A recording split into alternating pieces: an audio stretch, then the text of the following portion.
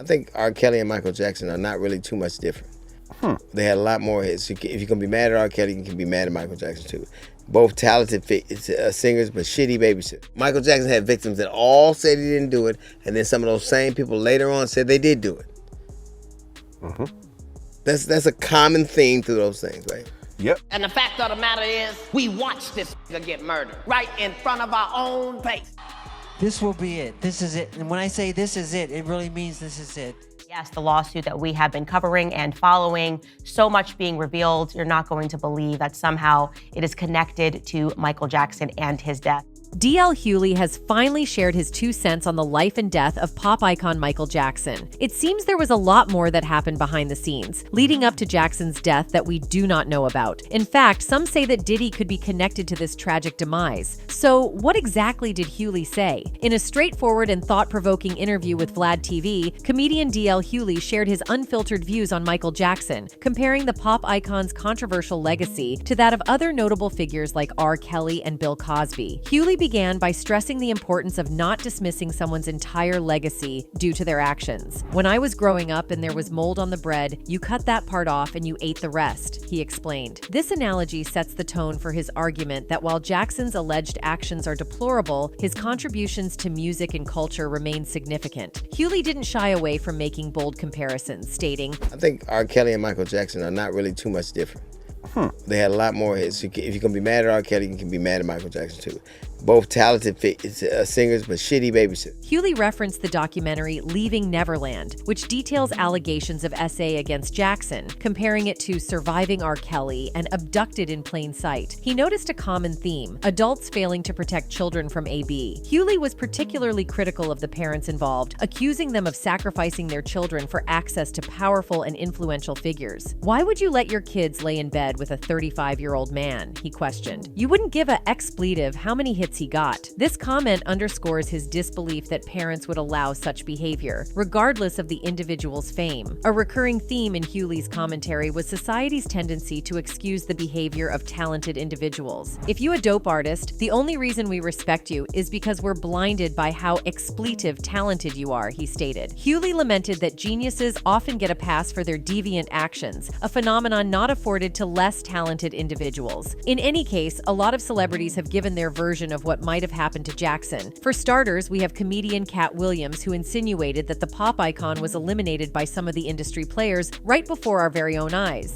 He knew it was finna happen. He told us, and we didn't know. He named his last tour, This is it. Though all evidence points to the fact that Michael Jackson OD'd on medication, Cat Williams alleged that it was all planned. According to Cat, Michael Jackson knew it was going to happen and gave his fans hints of plans by some evil individuals to end him, but they didn't catch his drift. Cat claimed that one of the hints was when he named his last tour, This Is It. He alleged that the pop icon knew he was at the end of his life and that he wouldn't survive to organize another tour, which is why he gave it that name. True to MJ's words, the This Is It tour happened to be his last, as he passed away in the same year that he made that announcement. The comedian observed that MJ didn't make the announcement in a celebratory manner. Instead, he sounded like he was tired of fighting the evil in the industry, and he had given up. So, Cat Williams appears to think that MJ's passing was pre-planned by the industry greats who disliked the power he wielded. Additionally, conservative pundit Candace Owens ignited a storm of controversy with her statements, alleging a connection between Diddy's ongoing lawsuit and the tragic demise of pop legend Michael Jackson. Owens made these bold claims on her podcast, where she delved into the intricacies of Diddy's legal troubles and expressed concern over what she sees as a notable lack of media attention. According to Owens, there exists a significant correlation between Diddy's legal challenges and the enigmatic circumstances surrounding Michael Jackson's passing. This case is arguably bigger than the Jeffrey Epstein case, and yet the media is silent on it. Why? Owens questioned her social media followers. Terrifying to consider, but Hollywood and our politicians are being blackmailed into compliance. Additionally, she highlighted the connection between the individual allegedly involved in concealing Diddy's son's role in a shooting incident and Michael Jackson's former head of security, who was present at the time of the pop icon's death. Owens posits that individuals of this nature might resort to drastic measures, including unaliving, to safeguard their interests. The cleanup guy, Mr. Fahim Muhammad,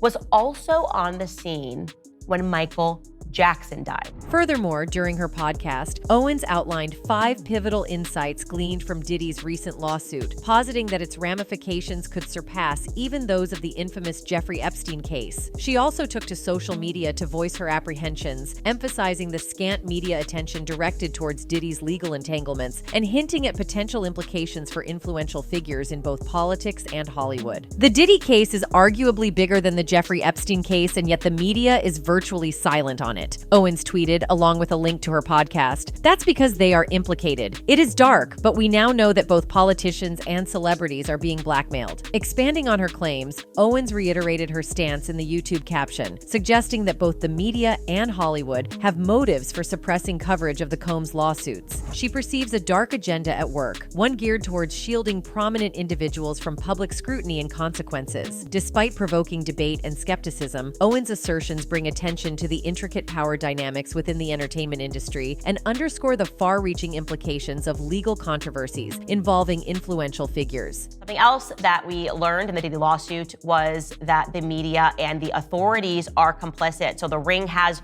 real power, not imagined power. Again, I am using the word alleged. Candace went as far as to link pop icon Michael Jackson's demise to Diddy. For context, Michael Jackson remains one of the most popular entertainers in living memory and one of the most controversial. Having won the world over as a child star, he became an icon in his own right as an adult performer with the release of such seminal albums as Off the Wall, Thriller, and Bad. But his career eventually became overshadowed by his personal life, which included eccentric behavior, reported addiction, and child abuse allegations that besmirched his image in his later years. Indeed, though he remained a constant presence in the tabloids, he failed to perform publicly at all during the last decade of his life. Despite living a turbulent life that often played out in public, Jackson's sudden death on June 25, 2009 was met with a wave of genuine shock. Within hours of Michael's death, LaToya Jackson reportedly descended upon her brother's home, frantically searching for the bags of cash she knew he kept there. And in a matter of days, their mother raced to court to fight for control of Michael's estate and custody of his 3 children. The kids had followed Jackson to the hospital in a blue Escalade, and the job of telling them that their father was dead fell to Michael's manager, Frank DeLeo, who had nearly fainted when a nurse broke the news to him. This was the Michael Jackson that the world knew and mocked. The crazy family, the botched plastic surgeries, the 2 divorces, the charges of child M, the financial woes that had left him an estimated $500 million in debt. But Michael had a different view. In his final days, he not only dreamed of a comeback, he worked as hard as he could to pull it off, maybe as hard as he ever had in his life. He wrote new songs, rehearsed hour after grueling hour to perfect the shows that would pay off his debts and mark his return to greatness, and planned every detail of his comeback tour, a massive spectacle that had already cost at least $25 million in pre-production alone. Jackson gave the tour its title, and the name said it all: This Is It. Jackson knew what people thought of him, and he was going to change their perceptions, just as he had so many times before. In the final months of his life, Jackson thought of nothing but the tour, and those whom he loved and trusted the most were sure that this was the moment he had been waiting for. "This is real?" asked his friend Deepak Chopra, who spoke with Jackson often in the weeks before his death. "You're coming back for real?" "For real," said Michael, laughing. The night before he died, Jackson ran through a 6-hour dress rehearsal of his concert at the Staples Center in Los Angeles. More than a dozen people who witnessed the final rehearsal, from his promoter to his choreographer to his musicians, all agree on one thing: Jackson was better than he'd ever been. He popped, just like he had in his glory days, singing and outdancing the young pros that surrounded him. "He was so brilliant on stage," recalls his tour director Kenny Ortega. "I had goosebumps." Ken Ehrlich, who has produced the Grammy Awards for 3 decades, sat in the audience awed. "I turned to somebody and said, 'This is amazing!' For so many years, I have watched Chris Brown and Justin Timberlake and Usher and the Backstreet Boys and En Vogue all imitate Michael Jackson. And now here we were this many years later, and he was going to do it again. I got chills literally. The hairs on the back of my neck were raised. Those are the moments you hope for. This Is It was to be the biggest comeback ever. Frank," Jackson told his manager, "we've got to put on the greatest show on earth. The tragedy is, he almost pulled it off." On June 24, 2009, the day before Michael Jackson's untimely death, his final meal at home took place in the company of his family. Despite the forthcoming This Is It residency scheduled in London, rehearsals were conducted at the Staples Center in Los Angeles, conveniently located just a short drive from Jackson's residence on Carrollwood Drive. During this meal, Jackson shared the table with his children, Prince, Paris, and Blanket, all of whom resided with him. Catering to the nutritional needs of the Jackson family was their personal chef, Kai Chase, responsible for crafting health-conscious meals for the pop icon and his loved ones. In a recollection shared on Larry King Live, Chase mentioned preparing 3 meals a day for Jackson, some of which he would carry to rehearsals for This Is It. Whether at home or on the go, Jackson consistently dined downstairs with his children, fostering a familial atmosphere around their shared meals. According to the Associated Press, Kai Chase, the personal chef for the Jackson family, stated that Michael Jackson's last meal with his children at their home consisted of seared ahi tuna paired with an organic salad. This culinary ensemble was complemented by a refreshing blend of carrot and orange juice. It's worth noting that some media outlets initially reported a different menu, suggesting Jackson had a chicken and spinach salad. However, these variations seem to stem from misinterpretations of Chase's broader recollections regarding the family's preferred meals. They had the chance to play with their cousins, and they're having a great time. They look wonderful. They're happy, and I think it's a great decision. And seem very attached to the grandma. Yeah. Contrary to some erroneous claims that Jackson's meal with his family was his final one, another witness contradicts this narrative. According to additional accounts, the star reportedly consumed another meal before heading to rehearsals on the fateful night that would become his last. The grandeur of This Is It was envisioned to be one of the most spectacular live stage shows ever conceived. According to Randall Sullivan's Untouchable, The Strange Life and Tragic Death of Michael Jackson, the production not only aimed to showcase Michael Jackson's remarkable array of hits, but also promised a visual feast with extravagant set pieces and cutting-edge 3D effects. Amidst this spectacle, the audience anticipated Jackson to deliver a performance of unmatched brilliance, singing and dancing at a level he hadn't achieved in over a decade. 40 days and 40 nights, I was on the side. Who can stand when he's in the bed? Tragically, Jackson's journey to reclaim his former glory was hindered by chronic back pain, stemming from an onstage accident in 1997. This persistent discomfort led to his dependence on pain medication, impacting his sleep patterns at the time of This Is It. The responsibility for Jackson's health during this critical period was entrusted to Dr. Conrad Murray by the show's promoter, AEG Live. Dr. Murray, in turn, administered prescription D to address the pop star's health challenges. Of course, the most hidden treasure trove of his life is with me, but I have protected Michael up till now. Simultaneously, the production crew harbored concerns about Michael Jackson's apparent frailty, particularly given the demanding expectations placed on him. Recognizing the physical challenges of the arduous rehearsal schedule, there was a concerted effort to encourage Jackson to maintain a healthy diet to sustain his energy levels. According to Untouchable, one individual who closely collaborated with Jackson in those concluding days was Ed Alonzo, an accomplished magician tasked with orchestrating large-scale feats of magic for the show. Alonzo attested that on June 24th, just before rehearsals commenced at 9 p.m., he observed what might have been Jackson's last meal, chicken and broccoli. I've said nothing that has been inflammatory about my friend. I protected Michael. You see, when I had a meeting at the house with AEG officials, The expectations placed on Michael Jackson to deliver sensational performances throughout his 50-night residency were monumental. While undoubtedly motivated to provide his fans with an unforgettable experience, reports indicated that the singer was facing significant financial challenges. Agreeing to the shows was seen as an opportunity to revitalize not only his career and reputation, but also his financial standing. Consequently, the early rehearsals proved to be demanding, with the King of Pop grappling with poor health and inadequate sleep, causing concern among the production team. Despite the pain and suffering that I've encountered. Facing these challenges, Jackson was notably absent for several early rehearsals. As the opening night of This Is It in London loomed just a few weeks away by the end of June, the pressure intensified for things to fall into place, underscoring the urgency to overcome obstacles and present a triumphant performance. During the last rehearsal at the Los Angeles Staples Center, multiple witnesses, including Ed Alonzo, attested to its resounding success. Jackson appeared notably happier and healthier than in any preceding rehearsal, leaving a positive impression impression on the observers. The session extended until midnight and encompassed Jackson's complete repertoire of hits. As the night concluded, there was a collective conviction that they were moving in the right direction. Jackson expressed satisfaction and gratitude to the team, ending the evening on an optimistic note. However, fate took a tragic turn, marking the final appearance of the King of Pop before the team.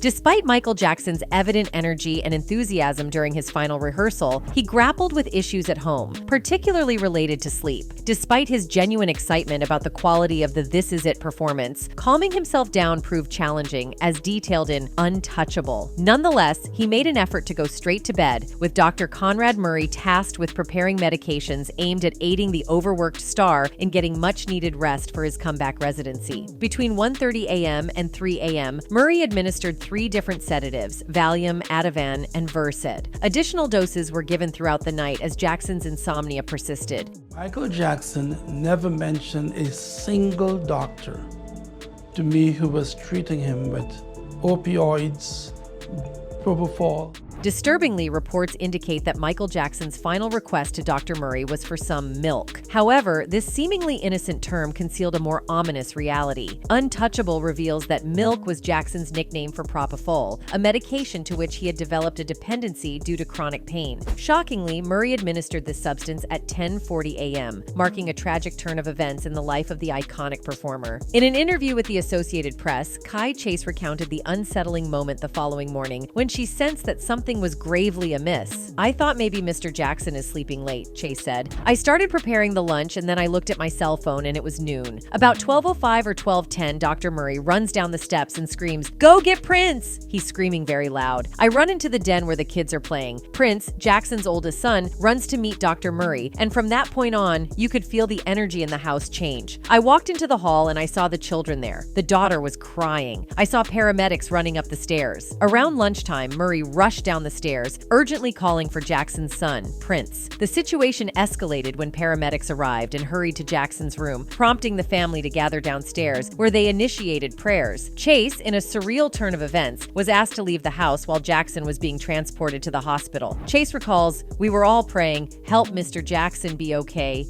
Then everyone was very quiet." After administering propofol to Michael Jackson and leaving him alone, Dr. Conrad Murray returned to discover that the iconic pop star was not breathing. Despite his efforts to resuscitate Jackson, who had experienced respiratory arrest, Murray was unsuccessful in reviving him. Upon stepping outside on that fateful day, Kai Chase observed a scene of urgency and distress. Ambulances occupied the courtyard, and a crowd had assembled. Chase, who had been hired by Jackson in March, experienced a unique journey with the pop star. Initially let go in May, she returned to Jackson's service on June 2nd. During her tenure, she noted that Jackson's primary focus was on maintaining a diet centered around fresh and healthy food, not only for himself, but also for the children under his care. She said she prepared meals for the family and occasionally for Murray. She said Jackson was in training for his upcoming shows in London and told her, "You have to take care of me." According to Kai Chase, on typical days, Dr. Conrad Murray would bring Michael Jackson the specially prepared fruit juice drinks she crafted, accompanied by granola with almond milk. The pop star's lunch, shared with the children, featured a menu ranging from items like spinach salad to chicken. Sometimes Dr. Murray would join them for dinner, which might include dishes such as seared ahi tuna. Chase mentioned that the doctor would consult with her regarding the 50-year-old singer's dietary preferences, ensuring that he ate properly. To get Mr. Jackson's juices or some sort of breakfast for him for that morning. So around that time, I noticed I hadn't seen Dr. Murray. Despite the routine, the only peculiar aspect was the presence of oxygen tanks. Chase admitted to never inquiring about the purpose of the oxygen and emphasized that she noticed no indications of Jackson being on D or experiencing declining health. Normally in the morning, he would bring oxygen tanks from upstairs downstairs, one in each hand, she said. Authorities conducted searches at Dr. Conrad Murray's Las Vegas home and medical office as part of an investigation, which also involved raids of his clinic and storage in Houston the previous week. Pending toxicology reports, investigators are operating on the theory that the potent anesthetic propofol may have played a role in causing Michael Jackson's heart to stop, as per a law enforcement official speaking to the Associated Press. Murray reportedly informed investigators that he routinely administered the D to help Jackson sleep, including on the early morning of June 25th. I did not spare myself. I am not a perfect man.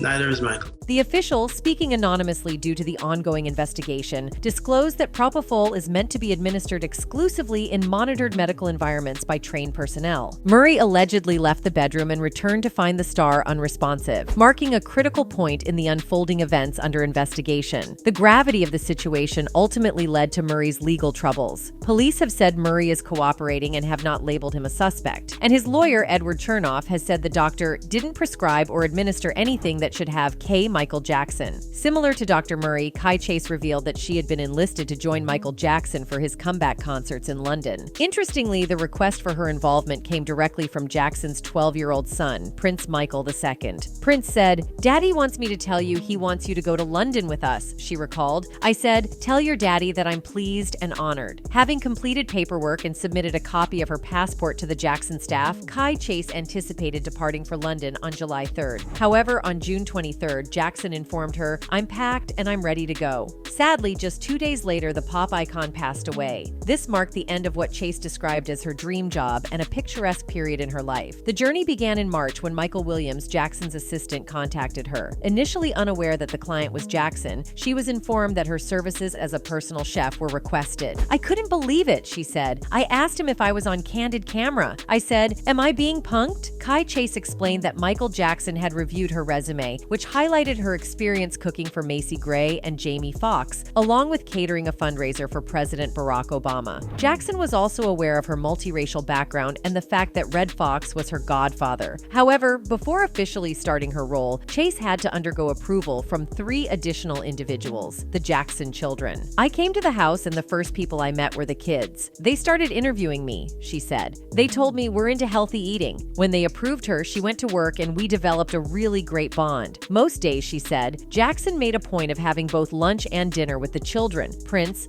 11-year-old Paris, and 7-year-old Prince Michael II, known as Blanket, and each meal was preceded by Paris saying grace. After weeks of healthy food, she said she wrote Jackson a note with a suggestion. "I said, what about doing comfort food Saturdays? We could do barbecued chicken and corn on the cob, maybe Mexican food or soul food." She said he loved the idea, but as the concerts approached, healthy eating returned full-time. He said, "I'm a dancer," and he wanted food that would not make him cramp up while he was dancing. So according to Candace Owens, when all this was happening, Fahim Muhammad, who has eerie connections with Sean P. Diddy, was present, which has led people to think that Diddy may be potentially involved in Michael's death. Apparently, Fahim has also been mentioned in Diddy's lawsuits. According to Rodney Lil Rod Jones' lawsuit documents against P. Diddy, Fahim Muhammad, referred to as Mr. Muhammad, was the head of his security team. Mr. Muhammad had the power to make problems and people disappear. He also had connections within law enforcement. P. Diddy allegedly instructs his staff to always contact Mr. Muhammad if they are ever pulled over by the police in Miami or California. For context, the lawsuit alleges that Diddy and his son shot someone. After that shooting, the documents say explicitly that Mr. Muhammad spoke with the LAPD after G was shot at the recording studio. The LAPD was in the recording studio and witnessed the blood in the restroom, and they went with the bogus claim that the shooting of G occurred outside of the studio. This was all thanks to Mr. Muhammad's connections within law enforcement. So basically, they are supposed to call this guy, and he will make it disappear. Now, Ian Carroll, an independent journalist investigating everything that is going on, explains the connection that Fahim has with Michael Jackson. P. Diddy, Puff Daddy,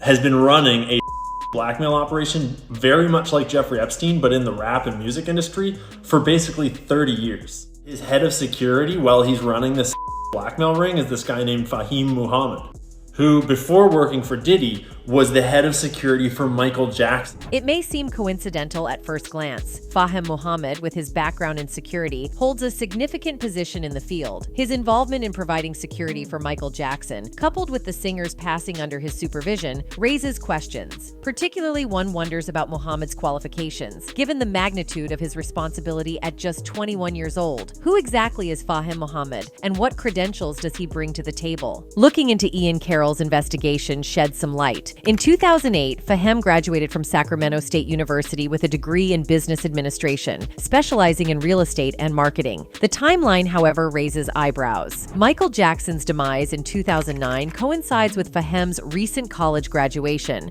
prompting scrutiny into his suitability for such a crucial role in Jackson's security detail. Anyway, that's it for this video, folks. Bye.